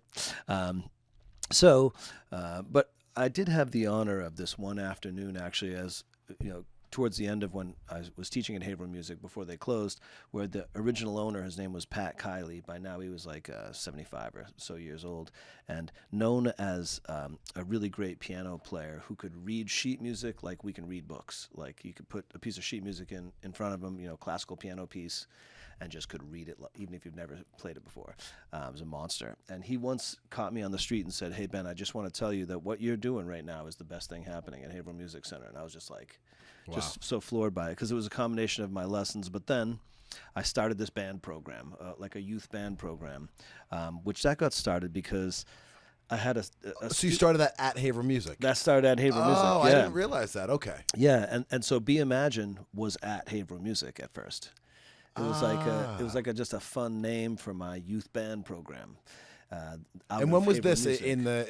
So this was like 2000. This was like starting in 2009 even. Okay. Until 2012 or so, and then so I had one of my guitar students' dad just said, "Hey, he also has a piano player that he's friends with, as a violin player that he's friends with. What if you taught them as a group?" So again, some of the story that's happened to me has been such that like I haven't even really sought it out. It just falls in my lap. Like I told you, working at Haverhill Music, I didn't seek it out. They just offered it. Then even creating the band program, I didn't even think of it myself. Maybe this isn't so majestic to tell you that like that I didn't even think of this stuff, but it comes to me. It's pretty good. But I think the key, and we talked about this in previous interview as well, with Greg from the Kava Bar in Nashua from Rude Awakening, is like, which I've played there. Of course. Yeah. So being, you know, I'm gonna even attempt to get the quote right because I always butcher quotes, but being in a position that you're ready to take advantage of the opportunity, you know, you'd put in all that work you said for years, learning the sheet music, getting your chops up, getting your reading up, getting you know, music theory stuff, right? Yeah. So that, you know, it wasn't like it just fell into your lap of dumb luck, right? It came along and you were in a position to take advantage of it, right? Yeah. The pitch came down the middle and you hit it. Yeah, exactly. Like, which has been decent for me. Like, I feel like I just work on what I feel like are the core things I should be working on, and then good things come my way without even having to seek it out too intensely or something. I don't know. But yeah, so the band program just began. And the first band was called the Gods of Rock. And they each had god names like Zeus and Poseidon and Aphrodite and Hercules. And I was Hades, the Lord of the Underground, because the lessons were in the basement, and because I'm into heavy metal, so I had to be Hades, of course. And I still have a mug I use every day. It says "Gods of Rock," Hades, from that band that started in 2009. Yeah, and so then as we got going, and I ended up having maybe 5 different bands that I would teach in the basement there at Haverhill Music Center. And oh my gosh, what a time, because it's such a small little closet of a room that we had. And also, as we started to rock, the ceiling would rain down dust on us because it just wasn't used to rocking. But anyhow, then Haverhill Music all of a sudden decided to close. And that was my full-time job, teaching there. And so I cried. And the owner gave me the idea, though. He said, well, you have a name for yourself. You have this Be Imagined band program thing. Just why don't you move to a new location and keep all the teachers and keep it going? So that's what we did, And there's no dust raining down on you here. Oh, so wonderful. You guys can't see it, and we'll take some shots later so we can edit in. But we're surrounded by instruments and the wonder of music happening. So absolutely, yeah. I really lucked out with the space that I ended up at as well.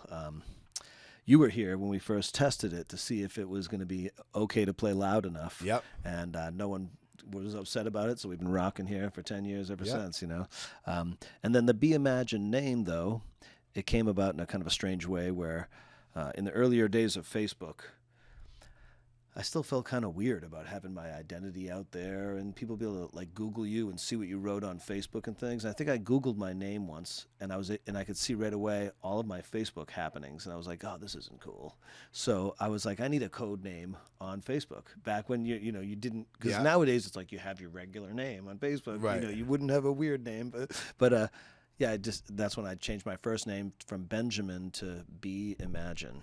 And it was just like, I've thought of many variations of my own name before, like maybe anyone has. Like, I've been like, Be in Ja, I'm in. Or of course, Benjamin, Benjamin. You think of all the different things. So Be Imagine, though, is fairly, it has to do with me talking about the artistic process where like it begins with an imagination, and some ideas of what you might do, but then you have to be it or it's not going to be really anything anyway. So you have to be what you imagine. And I just thought it was a fun little thing. And of course I'm such a Beatles nut that Imagine being in there is pretty cool as well.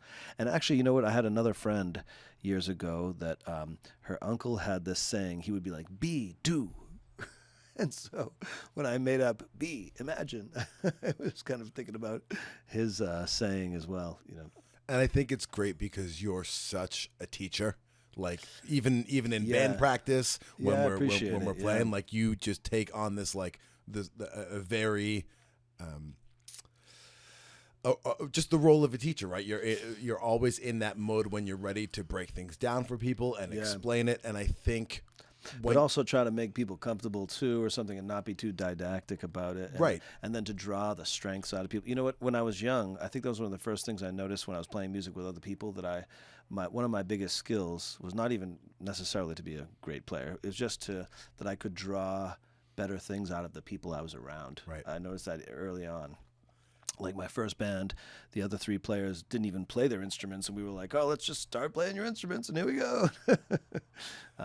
But I think the Be Imagine. I remember you first explaining it to me, Be Imagine, and where the name came from, and I think it so fits with your way that you are a leader and you are a guru, and because I think for kids, especially. Coming up and getting into music and getting into art, like it's almost like the old like Yoda thing, like there is no try, there is only do. Yeah, right. No, and it's in a similar vein, right? Of like like imagine it and then you get out and you do it. And you do it. You have to. The be is that's why the be is the first word, right? Because if you just imagine, that's nothing really. Yeah. And I was just talking with a student about that the other day. That my idea of like I'm always trying to get students to write music, and I have this. I'm not sure if I'm right or not, but I feel like sometimes kids they think that being creative and writing a song is like, oh, this majestic, this thing beyond them that only the most geniuses of humans could do it. And but being creative just has to do with, you know, nurturing it and keep trying and mess up and try again, you know. But my biggest point to say was, if I'm trying to get people to write songs, I always tell them that it basically just takes guts, you know, to just try. And also it takes the ability to, like, you have to make a decision at some point.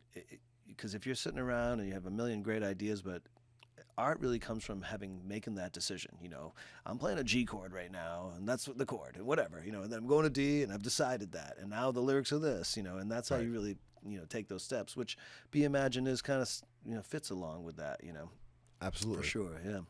And I think getting stuff down and starting and then going, oh, all right, I'm going to go back and change that and fix it after. Oh, yeah. But there is no fixing the thing until you get the thing out there first, right? So sitting there and, like, you know, paralysis by analysis, right? Like, is not helpful to spend for hours and hours. Oh, start somewhere. Exactly. Have at least a little chunk getting going, you know. But I think that, you know, after you get a little bit going, I also have a pretty good skill, and I think you do too, at, like, being able to revise if you need to. Because some people, you know, you probably met in the creative process that they're like, oh no, this is what I made originally, so it has to be all forever. I mean, I've even probably done that about some of my own work. Felt like, oh, that was the line, and it has to be the line. But I'm also, in the process, I think it's quite fun to just be like, throw away these chords and start with some other ones, and until it just matches, you know, perfectly. I think that's, for me, such a huge part of the creative process, is being able to write and get stuff down and then be willing to go, nope, see you later. That part's not that good. Or that's pretty good, but this part's better. Yes. And, like, you know, so there's so often that when we're writing songs, I'll write 2 or 3 verses when I only have 1 verse. Yeah. But I'll write them over and over again and go, oh, then that one's not as good and this one's better. And, you know. Someday I'm going to play for you a track. It was one of my first tracks. It was called Earth Tones from, you know, this is like 17 years ago or so, and it was one of these pieces where I kept rewriting the chorus to the point where I got to the place where the first chorus was something, then that second chorus was the different chorus, then the third chorus was a different chorus, but the other 2 choruses came underneath, and now it was all 3 choruses happened. Couldn't throw any of it away, you know. But you know, sometimes the twist of that is interesting, you know, to be writing a tune in a slightly different way. Right. It's worth it. Why do you think teaching music is important? Yeah, I mean, I find so many different aspects of teaching music important that have to do with different aspects of our intelligences, you know, whether it be just the mathematical understanding of the way music gets put together, the discipline of, like, going after something and falling on your face and then trying again and being okay with that. You know, the socializing of it and connecting with people. You know, you and I are in a band together all these years because we're a good hang. And that's such a huge thing. It could just ruin the flow of a vibe of a band. And so, you know, I'm realizing that I'm teaching children that from an early age, you know, that when they're playing, they're also trying to put their heart into it and then be able to connect with people, to respect each other, you know. I find little instances that happen in you know, in my day-to-day career of teaching so interesting, like, you know, that certain little things, like, say for example, I've seen students talk, like, kind of rudely to their parents, and I kind of come down on them, and I'm like, no, I don't accept people talking to their parents in this room like that, you know. Even that kind of thing, you know, that it's just a socializing. It's a socializing experience for sure. But it's also this opportunity for them to really be themselves in a way that they don't even know yet, you know, and if they just try to unlock it little by little, they can. Yeah. And to me, there's just such a joy when you're, you know, in your creative aspect of music, and you make something and you just feel so special that you had invented it. Right. As simple as it may be, it just makes you kind of walk taller as you're walking down the street, you know. But, you know, here's one of the biggest stories. I don't know if I've ever told you this story before, but here's probably the foundation of the philosophy of my whole life, actually.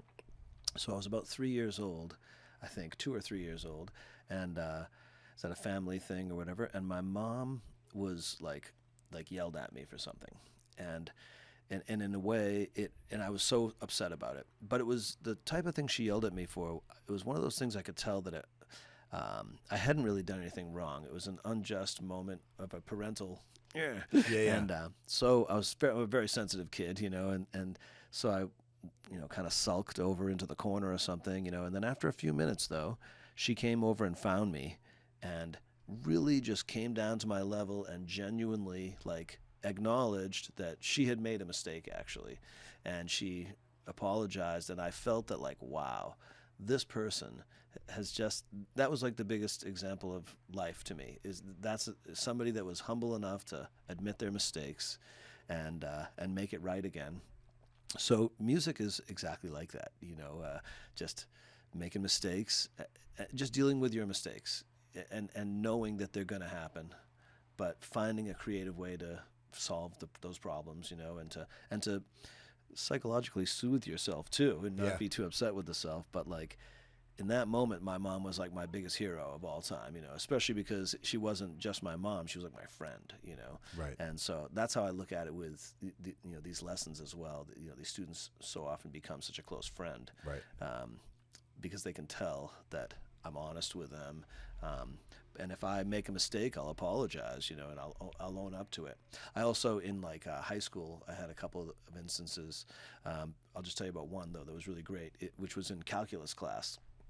So I'm in calculus, senior year in high school, and I one day had an interesting question. God knows what it was by now, but I had a good question for the teacher, and he kind of froze and was like, it doesn't matter. Don't worry about that. Let's move on, And so we moved on with other things, Then the next day we show up and sit down to class, and it was kind of a unique day because the entire board was covered in stuff, writings and all these things.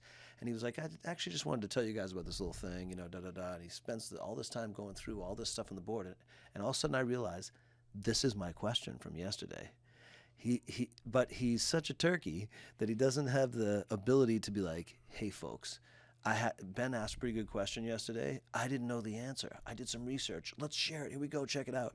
And instead, I just had to sit there quietly, knowing that, I wanted to confront him years later when I saw him too. Like, dude, I remember. He would have probably denied it though. But that's not the type of teacher I am. You know what I mean? I'll admit, and that's what maybe the discipline of music is kind of fun for me to be that type of teacher, because there isn't always such an exact answer in music, and I don't think there should be. So I like that I teach that discipline that doesn't even have to have an exact answer. You know what I mean? Right. Like, you can put together chords in your own way, and if it's not the same way that people have done in the past, or that the books say you're supposed to, who cares? Right. That's why Nirvana was so great. They had a little bit of a twist to how they put the chords together.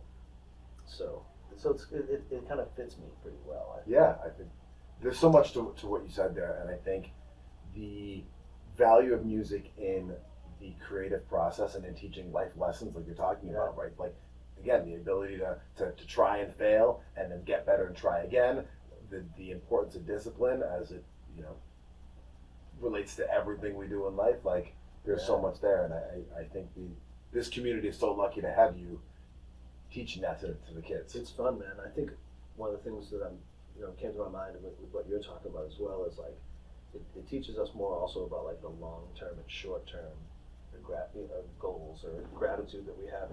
What's the word I'm looking for? Oh, gratification? Gratification, Yeah. Long-term and short-term gratification.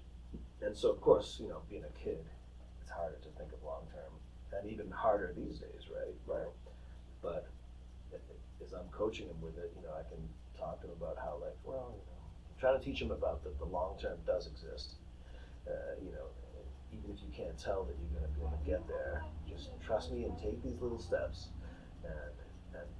and then after a while they do see the long term though, right?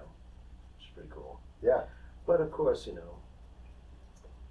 it's a unique discipline where I do wish, if I look back at this 50 years from now, if I'm still around or whatever, I'd be happy to hear myself say this, which is that I actually wish everyone was doing much better. I'm sorry to say, I wish all my students were doing better than they are. I think they're all slackers, just about all of them. They could all do more, you know what I mean?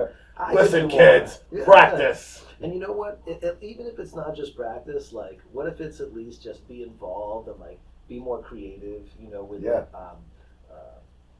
But just working with you today, like my mind is almost just not quite even here because I'm thinking about this song I'm working on at home, and I can't wait to get back to writing it, and that's the excitement of being more passionate about it and getting it to be an everyday thing for you. Well, that's why I'm so happy to have you. One of the reasons I'm so happy to have you, because that's what this podcast is all about, right? That's what the show is all about. It's about doing better, and it's not. There's no goal, right? There's goals, but that's a goal, and then there'll be another goal after that. There's another goal. It's all in the process. It is. Life is so much like that, right? I've been thinking about that so much more and more, and like we so often want like to have the ending of this little part of our lives and wrap things up and know the answers, but like you kind of just have to keep being open and keep being excited that you're not gonna always know the answers. There's new things that will come your way. Yeah. One thing I definitely want to talk about. So we talked a little bit about how your youth bands came to be. One really cool thing that you do with your youth bands is it's not just sitting in here playing songs, right? You guys get out and you play shows all around. Can you talk to me a little bit about that? Yeah, it's definitely that type of thing that any program should have as not just the end result, but as a once in a while an opportunity for the kids to get out there and play. And it's unique with music, right? Because we see so many folks being so competitive, and I actually don't look at it that way really at all. I don't really get the kids to play like Battle of the Bands things or too much competitive type of things. I just want them to get a chance to play somewhere. Like we may play across the street in the square in Haverhill. We may play in Newburyport or the Topsfield Fair. Just a place to get the kids on stage and share what they have. And I actually am kind of proud though that I don't get them involved in like really huge concerts because I think that when you're young you shouldn't necessarily have to be on such a big stage too early when you hadn't really worked up towards it, and so I enjoy just the grassroots approach that we have where I tell the kids right at the practice when the show comes, if you don't invite anyone, just be ready for there to be no one there.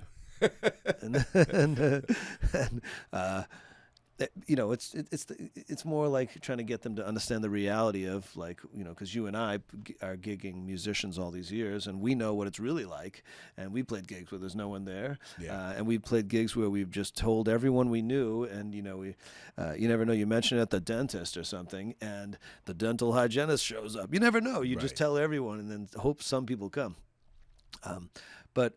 But yeah, and my other big part of the program as I'm getting them to perform and stuff is I do like to get them to write music as much as they can as well. That's like one of my biggest things.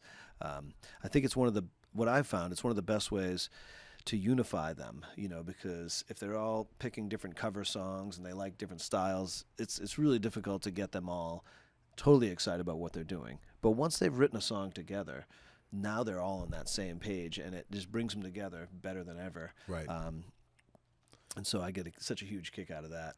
And I think that's one of those more universalizable skills. It's not about music. The idea of creating something and then having the bravery and the courage to go stand on stage and put yourself out there, whether you were doing a presentation in a business meeting or, fill in the blank.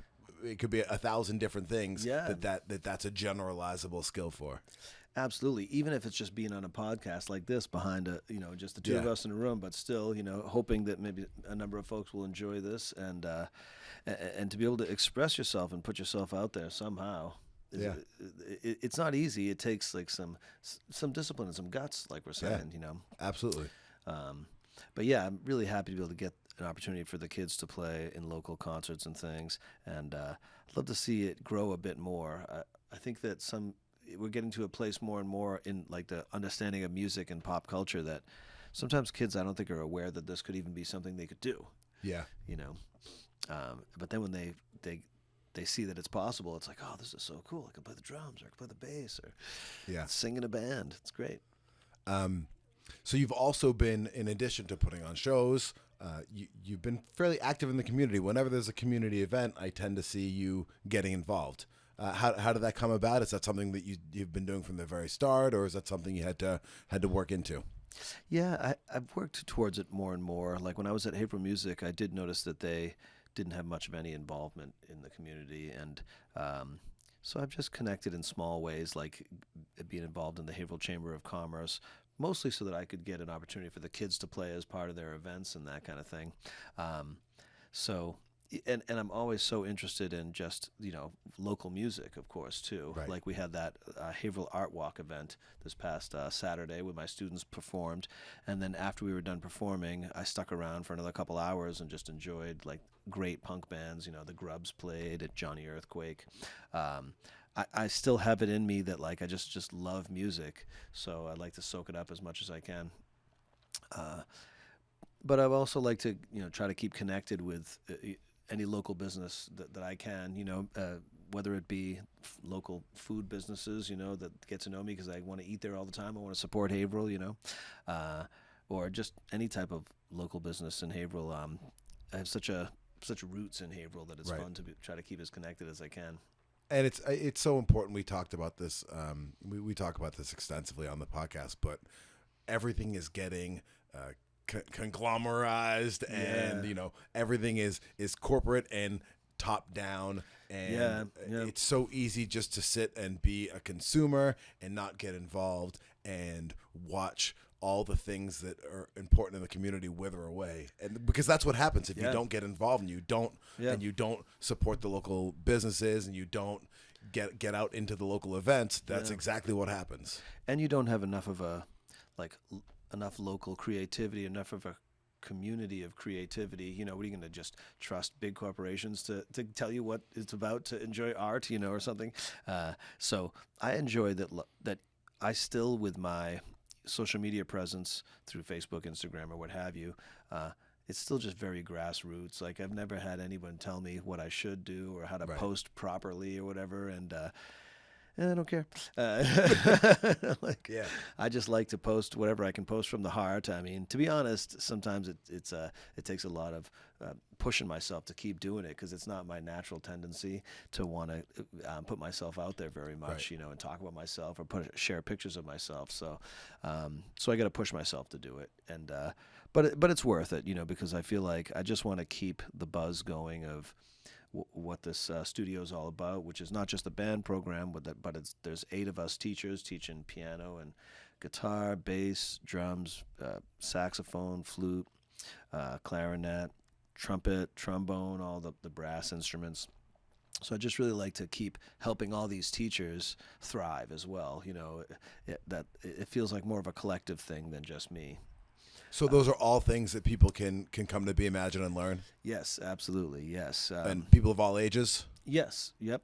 With voice lessons, we always tell folks that like kids 10 and under are not really going to get properly trained because it's impossible with where they're at in their growth physiologically, Right, makes sense. So it's more of just a fun thing when they're little ones, but it's worth it because they may study with Liz or something, and she's such a great voice teacher. But yeah, so it's quite a special thing to be able to carry on what Haverhill started so many years ago in terms of being like the big place for music lessons in the area, and it's humbling to keep it going, because like I said from the beginning of the interview, I was just a kid just listening to records, Right. And that's something I have a tricky thing imparting to students so often, right? Like I'll have some students that are good players or they're into it, but they don't really listen to music very much, Right. And so I'm just trying to get them to listen more and more, and that's one of my first questions when students show up. It's not like, hey, did you practice? I'm like, so what have you been listening to? You've been listening to some music? Tell me about it. I get into so much cool new music from kids as well, and just keeping the arts alive, man. So what are the future plans for Be Imagine? Yeah, well, we're excited because we're going to be moving. I'm not sure when this will come out, but and the community doesn't know about it yet. But it's not that huge of a move. Breaking news. Breaking it here, my man. Yeah, and we're just going to be moving to a different section of our building. And we're right downtown Haverhill. Yep. We're going to be right on the first floor coming up pretty soon too, which will be just nice kind of visibility. Great, It couldn't ask for a better location. The heart of downtown Haverhill, right on the first floor, and but we're also connecting with some other folks, in the city, and looking forward to making helping a bit more with getting some more local concerts for kids and for all folks, especially to get some more venues to open up. The guy that's going to be working with us as we move to the new location, he actually has that vision, and he wants to find some new spots that he Great. could invest in probably too, and get some music happening more in Haverhill like it was. You know, what I mean, Like it because used to for be, yeah. us, like 5 years ago, we were having a great time downtown Right. Haverhill playing, and it's really slowed down since then. But Haverhill had such a great mix of music at that did. time, right? Like, oh did. gosh, we had all kinds of bluegrass music that was interesting, and just singer-songwriters and punk music and metal and everything, you know. So for people who want to take some lessons, who want to maybe get involved in a youth band, or people who want to get their kids involved in the band, or maybe people who want to be part of what you're doing here, how do they find you? Yeah, they can catch us on most of the social medias, but just check us out at beimaginemusic.com. So BE, like to be or not to be, and then imagine, beimaginemusic.com. You can find us on Facebook or Instagram and just catch some of the local performance we may have, or some of the things that our teachers are doing. We're always promoting our performances our teachers are into. But yeah, so it's easy to find us, or Cool. just come on downtown. And I'll tag Haverhill. it all in the. We'll get Yeah. that all in the description too. Absolutely. I mean, if you search hard enough, maybe you can even find us on like Bandcamp and hear some of our students' performances. That you know, would be like the awesome. audio stuff. You know, yeah. I think I have the Be Imagined Bandcamp is out there somewhere. Okay, cool. I'm gonna find that. Yeah, because we got some great songs that the kids have made over the years. You know, it's a funny story is I've actually had at least one kid that by the time he was maybe a senior in high school, he started to get embarrassed by the song he had recorded when he was younger with me, and his parents called me and they were like, "Can you remove it from Spotify?" We're gonna put it back though, kid. It's a great song. It's called "The Pleasure of Boats." It was a song about boats. Oh, it was good. I like it. Well, thank you very much, Ben. Hey, for my joining friend. me. I love what you're doing. Yeah. I'm glad that I hope this podcast has great success. Thank you. Thank you. Yeah, And thank it's you for good to- doing better. I'm working at it, my friend. It's a working process. Same with yourself, I'm sure. Always. But when I'm around you, I know I'm doing better myself, man. So Same. appreciate it. Socials in the bio. I just dropped a song today. Okay. I mean, follow me on Instagram, I guess. What's your Instagram? It's my name, Jaws Mileni. JOZMILEINY. Thank you. DZWGM DEAZYWGM. What's that mean? We get money. Or for the people that are higher conscious, wisdom, guidance, and maturity, because you need that to get money. Gotta love it. Cool. Ox the chain. And Please don't dox me.